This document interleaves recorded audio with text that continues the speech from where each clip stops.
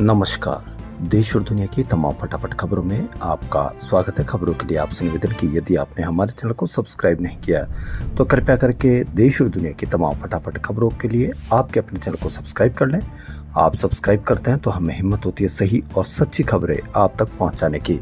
वरना मीडिया में किस तरह से विपक्ष के नेता को गाली भी बक दी जा सकती है, आप इससे कहीं पर भी अंदाजा लगा सकते हैं कि आपकी तो क्या औकात है। जो थोड़ा से भी आप अपनी समस्याएं बताएंगे तो किस तरह से आपका हाल किया जाएगा। इसको कहने में कोई शर्म नहीं होनी चाहिए कि आज विपक्ष के नेता राहुल गांधी किसी के कोई भाई नहीं है, किसी के कोई चाचा नहीं है। लेकिन अगर कोई भी विपक्ष में हो सकता है, लेकिन यदि विपक्ष के नेता को या कोई भी सत्ता पक्ष अगर दूसरे पक्ष के नेता को मीडिया के द्वारा इस तरह के बदतमीजी से कोई बात करेगा तो बिल्कुल शर्म की बात है। और आश्चर्य की बात यह कि किसी भी मीडिया पर इसके लिए कहीं कोई जगह नहीं।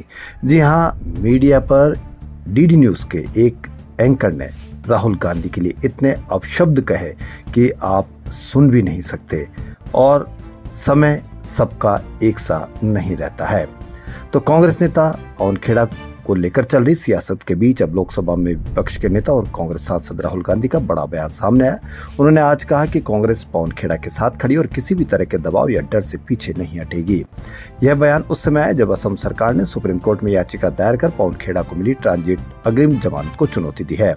इस पूरे मामले को ऐसे समझिए कि 10 अप्रैल को तेलंगाना हाईकोर्ट ने पवन खेड़ा को 1 हफ्ते की ट्रांजिट अग्रिम जमानत दी थी।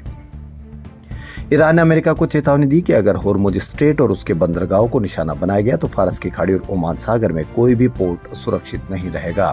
ईरान की सेना और रिवोल्यूशनरी गार्ड्स ने कहा कि क्षेत्र की समुद्री सुरक्षा सभी देशों की साझा जिम्मेदारी है। सुरक्षा सबके लिए नहीं होगी तो किसी के लिए भी नहीं होगी। वहीं अमेरिकी सेंट्रल कमांड ने घोषणा की कि अमेरिका सोमवार शाम ईरान के बंदरगाहों और तटीय इलाकों पर नाकाबंदी करने की तैयारी कर रहा है। इसके तहत ईरान के बंदरगाहों में आने जाने वाले सभी देशों के जहाजों पर नजर रखी जाएगी और उन्हें रोका जा सकता है।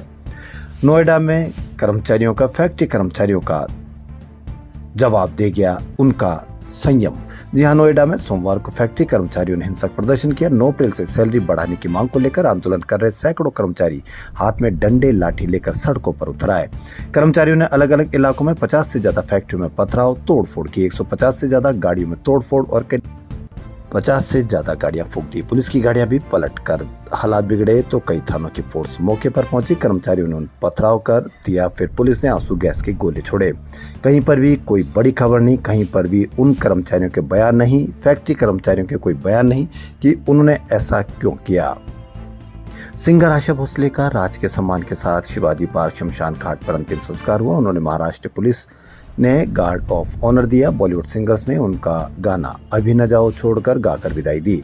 सोमवार सुबह उनका पार्थिव शरीर अंतिम दर्शन के लिए उनके मुंबई स्थित उनके निवास कासा ग्रांडे में रखा गया था। उन्हें तिरंगे में लपेटकर सलामी भी दी गई। आशा का रविवार को मुंबई के ब्रीच कैंडी अस्पताल में निधन हो गया था। वह 92 साल की थी।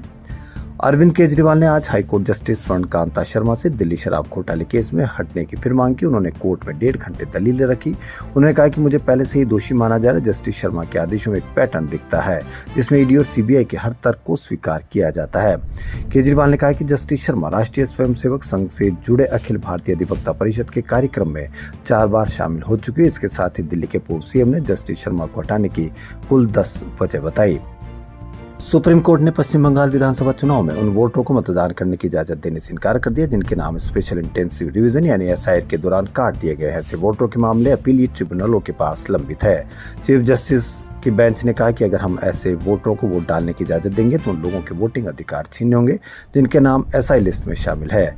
कोर्ट ने कहा कि वोटिंग से 10 दिन पहले इस स्टेज पर चुनाव प्रक्रिया में कोई दखल नहीं देंगे। सीजीआई ने कहा कि अगर एसआई प्रक्रिया ऐसी आपत्तियां आती रही तो चुनाव कैसे होंगे। आईपीएल के 19वें सीजन का 21वां मैच सनराइजर्स हैदराबाद और राजस्थान रॉयल्स के बीच खेला जा रहा है। हैदराबाद के home ground Rajiv Gandhi international stadium में राजस्थान ने टॉस जीतकर गेंदबाजी चुनी। हैदराबाद ने 7 ओवर में 2 विकेट पर 56 रन बना लिए हैं। ईशान किशन और हेनरी क्लासन क्रीज पर है। ट्रेविस हेड 18 और अभिषेक शर्मा 0 पर आउट हुए। कांग्रेस संसदीय दल की प्रमुख सोनिया गांधी ने सोमवार को महिला आरक्षण को लेकर सरकार की मंशा पर सवाल उठाए। उन्होंने द हिंदू अखबार में लिखा कि पीएम विपक्षी दलों से उन बिलों का समर्थन करने की अपील करें जिन्हें सरकार संसद के विशेष सत्र में जबरदस्ती पास कराना चाहती है। उन्होंने लिखा है कि यह सब तब हो रहा जब तमिलनाडु पश्चिम बंगाल में चुनाव प्रचार अपने चरम पर है। इस जल्दबाजी का सिर्फ एक ही मकसद राजनीतिक फायदा उठाना है। सरकार ने 2023 में नारी शक्ति बंधन अधिनियम को संसद में पास करा लिया था, लेकिन इसे अगली जनगणना और उसके बाद होने वाले परिसीमन के बाद ही लागू करने की शर्त रखी गई। तो देश और दुनिया की तमाम फटाफट खबरों में फिलहाल इतना ही। धन्यवाद।